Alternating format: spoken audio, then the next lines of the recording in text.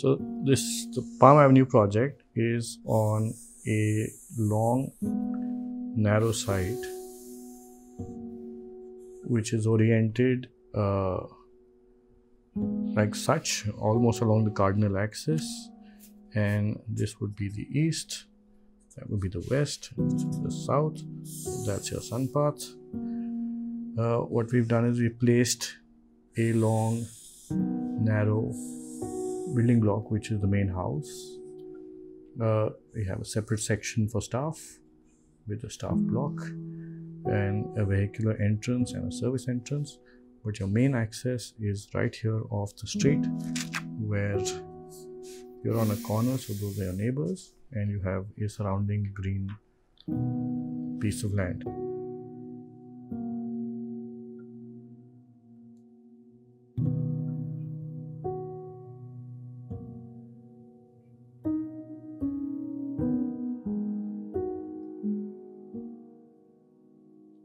What we have here is one olive tree, which sort of is the beacon to the house, and you have a series of poplars.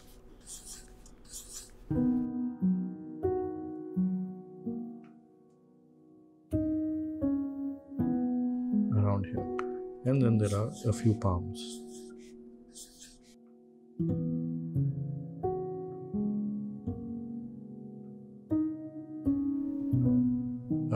What you have further is a stairwell which becomes a beacon, and we have the main skylight. That's all that there is to it. In addition, we have a series of green hedges. So you enter from the street onto a little space where you can alight. Now that's your street, and that's your vehicles and stuff. As you enter, you are greeted by an element of the entrance. What we have is space for the family here, which looks out to a neighboring plot and some greens, but has a double height space and a beautiful skylight. Here, as you enter, is the formal living space, which is about 8 meters by 8 meters and 8 meters tall, with a sculptural spiral that takes you through 3 levels: formal dining upstairs, a den downstairs, and the formal living area, which is overlooking the olive tree and overlooking Bougainvillea here.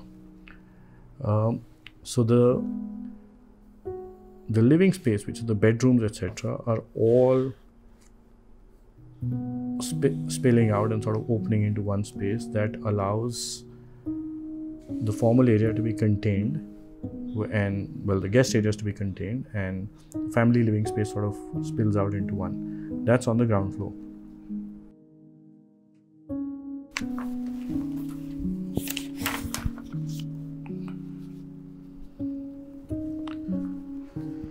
Well, upstairs you have a double height space, so you'll see the ceiling continues all the way. So you can actually you can see the expanse of the house from the double height space, and you have the formal dining right here,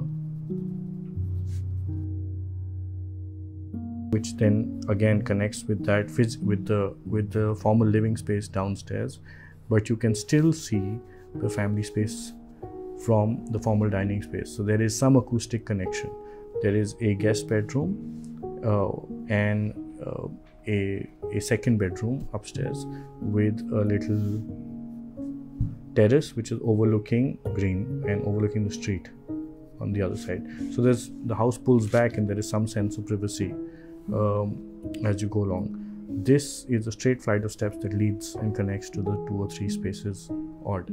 And the formal dining area, as you can see, is just a a very, very long table with, you know, eclectic collection of furniture pieces that were prototypes that were done for some of our projects, and some iconic pieces that were made for celebrated architects in the past. A little bar and a sort of like an open kitchen right there, and a small little lounge which overlooks the formal dining area. As you enter, you alight at the off the street, straight into the house, while there is a terrace and a balcony that gives you this, an angle of repose. What we've done is we haven't taken the parapets very high, but we've kept the parapets low, but we've sort of set them back with a glazed handrail. So there is, there is an unobstructed view, but there is a sense of privacy, and the house also sort of tends to lighten up as you go along. As you come up, you will see that there is a stairwell which is sort of marked black in the model, but it's actually reflective, and there is one skylight which goes straight down into the family space. What we have is planned for a pool at the back, and the staff area has its own set of access for everything, including electromechanical services and a restricted staff access. So we have a couple of terraces which are basically spillouts. That's 1, 2 here and a third one there. This becomes a sort of aberration in the composition. We've also got a few rainwater downtakes which are in stainless steel and a sort of celebration of landscape. Of course, everything finally overlooks and focuses, the formal spaces focus onto an olive tree that's right here in the landscape.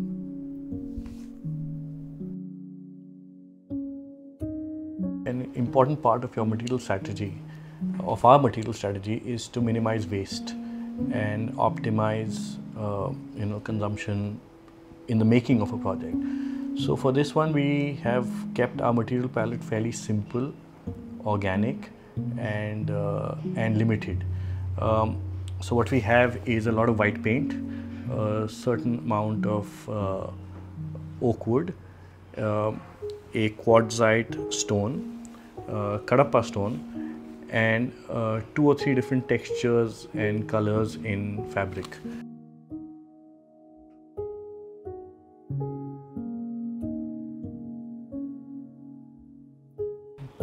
This house has a ventilated elevation, which is made of, which from the outside in is a series of interlocking timber panels which are thermo-treated so they don't age very quickly, mounted on an aluminum and steel framework, which then has a waterproofing membrane and a thermal insulation membrane and an air cavity through which we sometimes run a few service lines.